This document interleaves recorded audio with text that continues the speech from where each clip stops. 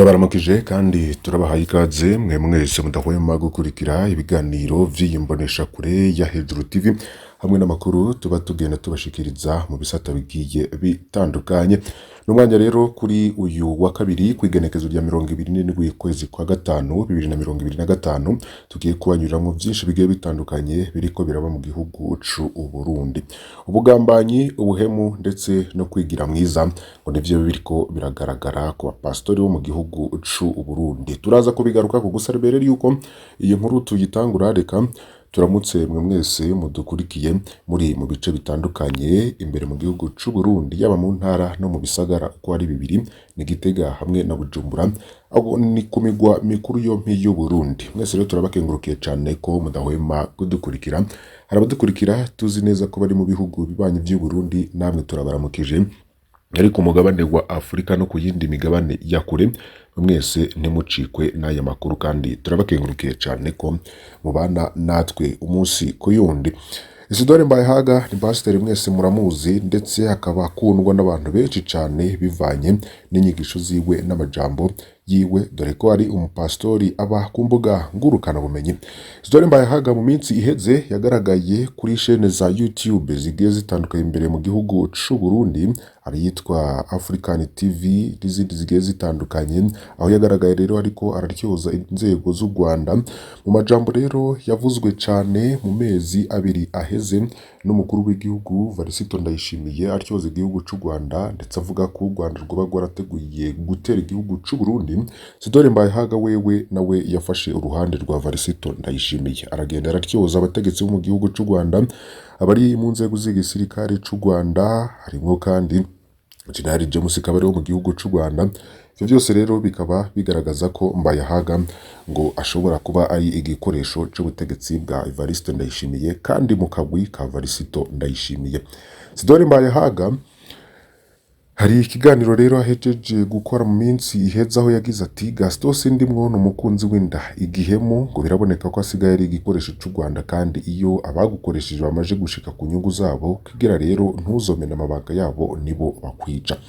Isidore Mbayahaga ariko arafatwa nk'umuntu ashaka gucisha umutwe Gaston Sindimwo yahoze ari vice president w'igihugu c'u Burundi ku ntwaro ya president Pierre Nkurunziza. Gusa rero imbere yuko tugaruka ku majambo Isidore Mbayahaga yoba yarashikirije, tubabwire ko abo bompi Gaston Sindimwo na Isidore Mbayahaga boba bafitanye amateka akomeye cyane muri Iprona. Muri 2021 bompi barirukanywe burundu mu mugambwe Iprona. Ico gihe rero Gaston Sindimwo umushinga amateka yahoze ari n'ikigara ca mbere c'umukuru w'igihugu, kabiri nawe Iprona yari yatanze amatora y'umukuru w'igihugu aherutse kuba mu mwaka wa 2020. Mukenguza amateka n'isete niyo ngabo yahoze ari n'ikigara ca kabiri c'umukuru w'inama nkenguza amateka na Isidore Mbayahaga rero bakaba ico gihe batari bakibarizwa mu mugambwe badasigana Iprona.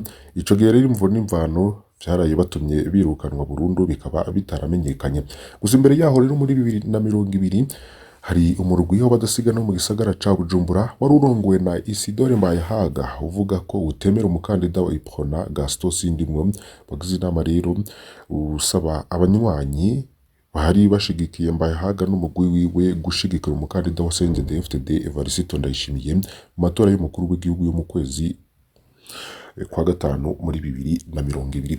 Ivyo rero nivyerekana ko Isidore Mbayahaga nubwo yahoze muri Iprona hamwe na Gaston Sindimwo kugezana n'ubu rwose batumvikana, ariko rero aho bigeze birarengeye cane, ndetse bikaba byatangiye no gutera abantu bamwe bamwe ubwoba, bavuga ko amajambo Isidore Mbayahaga aherutse kuvuga ko yita umugenzi we Gaston Sindimwo ateye ubwoba, ngo biragoye no gutahura rero ko ari amajambo ava ku mugenzi koko yumvikana ahubwo nk'amajambo yo kumucisha umutwe. Nyuma rero y'ikiganiro Gaston Sindimwo yabaye nko kuri radio Isanganiro mu ntango za Rusama 2025 akavugiramwe impungenge yarafise ku bijanye n'intambara ziri muri Republika Iharanira Intwaro Rusangi ya Kongo, wayita umugenzi wiwe Isidore Mbayahaga anamwagiriza ko yahemukiye igihugu, gafise ngo bariko baramukoresha bibaza ko ivyo yavuze ngo biheza bikakirwa na benshi. Isidore Mbayahaga rero ngaratomora ko Gaston Sindimwo yoba yakoreshejwe n'u Rwanda akamugabisha ko ruzoca rumwica.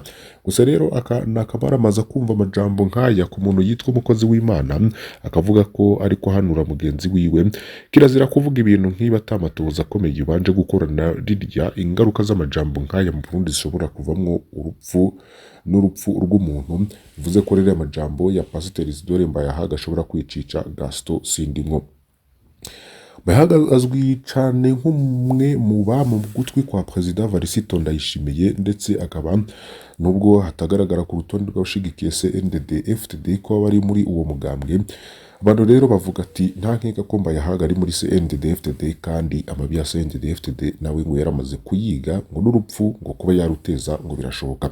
Aha naho rero Isidore Mbayahaga agafatwa ko asohora ivyo Perezida Ndayishimiye amutumye. Birazwi ko n'imigenderanire yiwe na Perezida Ndayishimiye hamwe na Gaston Sindimwo itamye ari myiza cyane. Nimba ibi Mbayahaga bivuze rero atawe bimutumye, arahijeje kugurisha uwo yita umugenzi kugira ngo bamuce umutwe canke afungwe canke abe yagirirwa nabi. Nimba kandi avuze ivyo yatumwe naho Gaston Sindimwo yohagabira, kuko rero ngo ibintu iyo bigenze gutya ntibiba vyoroshe.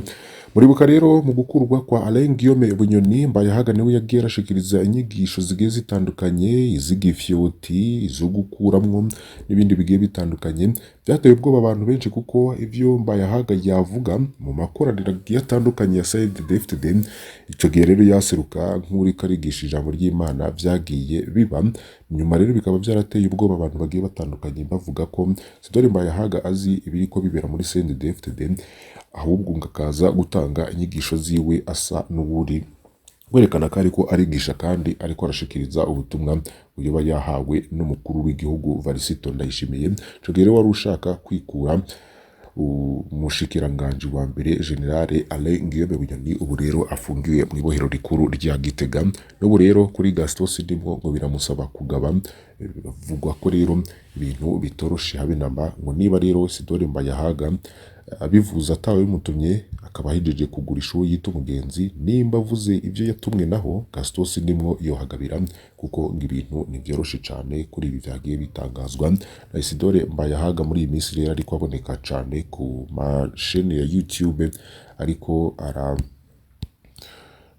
cyoza abantu bagiye batandukanye, harimo kandi naho abashigikiwe n'umukuru w'igihugu canke akugikanya nawe mu majambo agenda arashikiriza nawe akaba abishigikiye. Isidore Mbayahaga rero na Gaston Sindimwo ni kuvyo vyoba vyifashe. Gusa tubibutse ko barabagenzi rwose muri Prona, bakaba baraviriyemwo rimwe, ariko muri 2020 bikaba vyarabonetse ko Isidore Mbayahaga yitandukanije na Gaston Sindimwo, ahubwo gasaba ko abanywanyi bamwe bamwe bo mu mugambwe Prona bashigikira CNDD-FDD. Tuje mu ntara ya Burunga rero mu yandi makuru avugwa mu gisata c'amatora na politike, batavuga rumwe n'ubutegetsi barasugutwa CPO ikirabira hirya. Ibikorwa vyo kwiyamamaza mu ntara nshasha ya Burunga manuko bushira ubuseruko bw'Urundi vyahindutse ugutana mu mitwe hagati y'abari ku butegetsi batavuga rumwe nawe. Gufatwa rero, gukubitwa, kubuza ubwigenge, ukudahabwa ibikoresho ku rugero rumwe. Imigambwe myinshi yiyamiriza uruhamo ikorerwa mu gihe mu rwigengo ujejwe gutegura amatora uvuga ko ari intunganyo mbi. Imigambwe rero nka Conseil des Patriotes CDP, Iprona, Burundi bwa Busi, ndetse n'uwahoze ari icegera ca mbere c'umukuru w'igihugu Gaston Sindimwo byarabibaye ko hagarikwa rero n'agatotezo n'ivyo biriko biraba. Ferdinand Nkurunziza ni umuvugizi wa CDP, akaba yagiriza ataciye hirya no hino umugambwe CNDD-FDD gukoresha ibikoresho vya leta mu gihe imigambwe itavuga rumwe nayo ibuze nk'ibitoro n'imodoka zo kunguruza abanywanyi. Kubwiwe rero amabi n'iterabwoba bibandanya vyongera mu Rutana. Biriko biravugwa ko kwa 19 Rusame Jide Hakizimana arongoye CDP mu ntara yafashwe buri akabafunge mu gasho k'igipolisi ciyo komine ataco yagirizwa. Igitanga Uwitwa Ronari naho abandi numwe mu bajejwe karangamutima ko umugambwe CDP nawe yarategetswe n'umukuru wa zone Kinzanza gusinya amasezerano yo kureka ibikorwa vya politike ahitwa mu Rweza ni mu micingararo ya Bujumbura. Abanywanyi bane ba CDP barakubiswe bunyamaswa n'imbonera kure, harimo umwe yamenyekanye ku izina rya Guillaume. Umwe muri bo rero akaba ari mu bitaro kandi araremvye cane. Imbonera kure n'ugwaruka rw'umugambwe uri ku butegetsi CNDD-FDD umugambi uri ku butegetsi bahama bavuzwe mu babakorerwa batavuga rumwe n'ubutegetsi canke abikekwa ko batavuga rumwe n'ubutegetsi. Ingorane rero zikaba ziri hose kuko no mu runani Burundi bwa bose ntirwasizwe inyuma.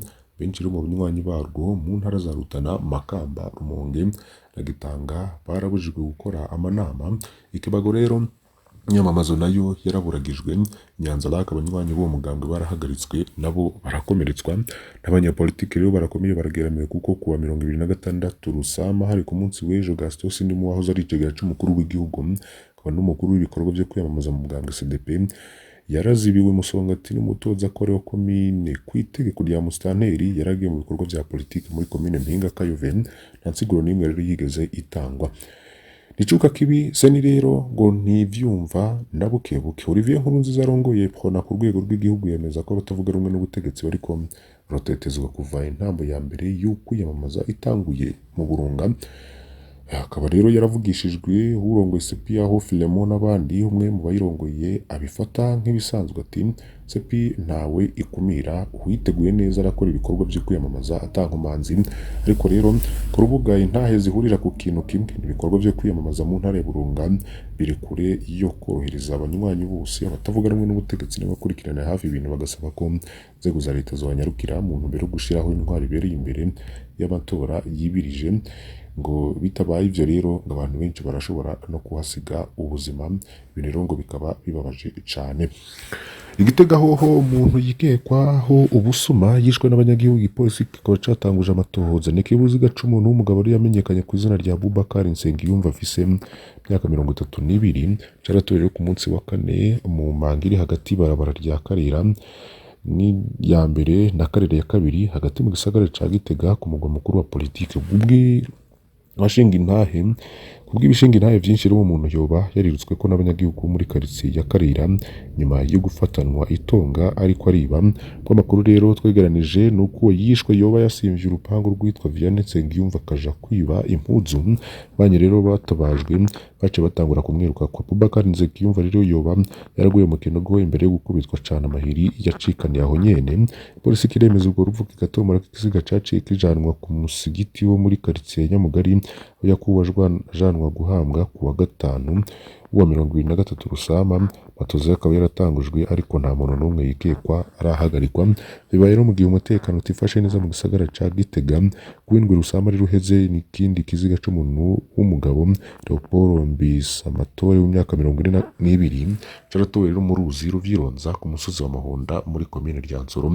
Abategetsi rero baho bakaba basaba abanyagihugu kwirinda kwihanira n'umuntu wese yikekwa ko icaha canke ikibi tegerezwa gushikirizwa abajijwe umutekano kugira ngo acirwe urubanza hakurikijwe amategeko. Akaba rero ariko bibutsa.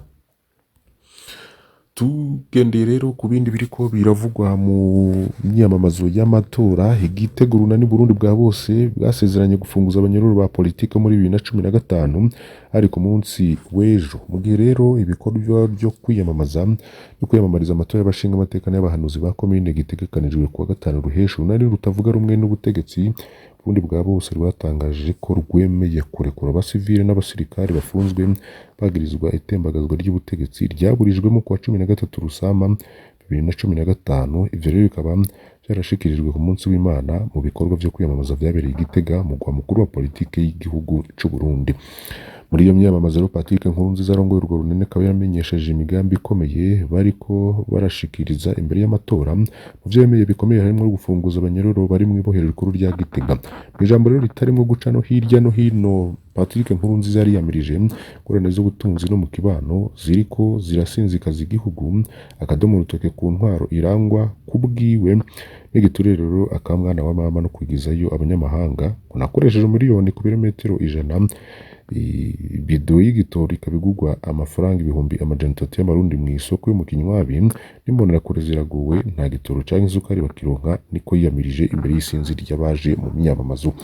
Riyamirije kandi ukuntu igihugu kiriko kiratakaza abakozi b'inararibonye bahungira mu bindi bihugu hamwe no kubunanya abanyamitahe bariko barava mu gihugu bagata igihugu. Yagirije indongozi za CNDD-FDD kuba barigaruriye amafaranga y'agaciro, uko rero akaba arunze mu banki yo hanze y'igihugu canke mu mazu y'abategetsi. mu ntara ya Gitega. Daniel Manirakiza rero n'umwe mu barongoye urunani yarerekanye ko ababajwe nuko ataburyo buhari cane cane igitoro kugira ngo rero ibikorwa vyo kwiyamamaza bigende neza. Yamirije kandi iterabwoba rikorerwa bunguruza abantu ku mapikipiki no ku makinga bo muri urwo runani bagirirwa n'imbonerakure uruka rw'umuganga uri ku butegetsi. Kefa Nibizi rero ni umuvugizi w'urunani Burundi bwa bose, nawe yaraneguye abatavuga rumwe n'ubutegetsi bari mu buhungiro, abagiriza gusamaza abanyagihugu aho kubatumirira kwitaba amatora. We abona ko ari inzira rudende yo guhindura intwaro kandi bidaciye mu ngimba. Ahamagarira abajejwe gukurikirana amatohoza kuba maso cane mu gihe hazoba hariko harurwa amajwi mu migambi rero Patrick Nkurunziza yemeye ko hazohindurwa ibwirizwa shingiro mu ntumbero yo kurishira ku mwanya n'amasezerano ya Arusha. Yavuze kandi ko igarukanwa rya demokarasi, itarukanwa ry'abanyepolitike bahunze, abamenyesha amakuru bahunze bigenga hamwe no mu mashirahamwe haranira agateka kazina muntu batavuga rumwe n'ubutegetsi. Kandi gikomeye yemerewe no kunagura imigenderanire n'amakungu cane cane igururwa ry'urubibe Uburundi buhana n'u Rwanda ku gice c'Uburundi, kuko ku gice c'u Rwanda bibe nizugaye. Rero hasigaye iminsi mike gusa ngo haba amatora. Urunani Burundi bwa bose ruriko ruriyerekana nk'igisubizo c'impinduka gishingiye ku majambo yo kurondera ubutungane, ukwiyunga kw'igihugu hamwe no kugarukana demokarasi. Ikibazo rero gisigaye ni ukumenya nimba izo ntambwe zishobora gushika ku mitima y'abarundi bamaze imyaka irenga 10 bariko barahura n'ibibazo vya politike hamwe n'ubutunzi. Reka rero duhereze mu yandi makuru nk'uko vyanditswe n'ikinyamakuru Iris News kivuga ko ntabwo hari ubwa mbere nambaye uyu mwambaro wa CNDD-FDD. Liyetona Jenerali Jacques Ndirakobuca niko yoba yarashikirije. Umushikiranganje wa mbere wa leta y'u Burundi Jacques Ndirakobuca yishuye inyuma yaho rero kuri wa mbere yaboneka ku ncuro ya mbere mu myamamazo y'umuganga uri ku butegetsi yambaye ivyambarwa vy'uwo mugambwe. Ni imyamamazo rero mu ntara yagutse ya Bujumbura yabereye ku kibuga ca Paruwasi ca Cibitoke kuri wa mbere igenekerezo ya 26 Rusama. Mu ijambo rito rero ritamaze nimero 3 Ndirakobuca hishuriye abari baraho ko mwambaro hari n'abawambaye ari we awubambitse. Akaba yaragize ati hariho n'abari ngaha bawambaye, hari njewe ndawambitse. Ico ndasavye rero ntihagire n'uvuga ngo anyereke umwonga uhuma n'udahuma. Uwo mwonga ndawuzi kuva aho watanguriye kugeza aho ugeze uno munsi. Ndirakobuca rero akaba yarahamagariye abagumyabanga gukunda amajwi umuganga wabo, nayo ngo abagikwega amaguru inyuma basidukana niyo nkabaje mu vyo igihugu rero giteye intambwe kuja mu mbona kazoza y'igihugu cifashe kandi giteye imbere muri 2060.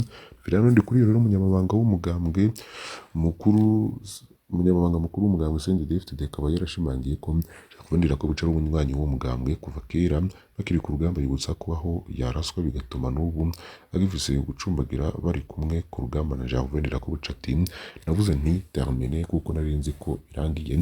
Ndirakobuca rero n'umushikiranganje akaba aheruka gushirwa mu bakukuri mu gipolisi imbere yo gukwiza imyaka bivuye ku itegeko ry'umukuru w'igihugu nomero 100/59 ryo ku 9 Rusama 2025.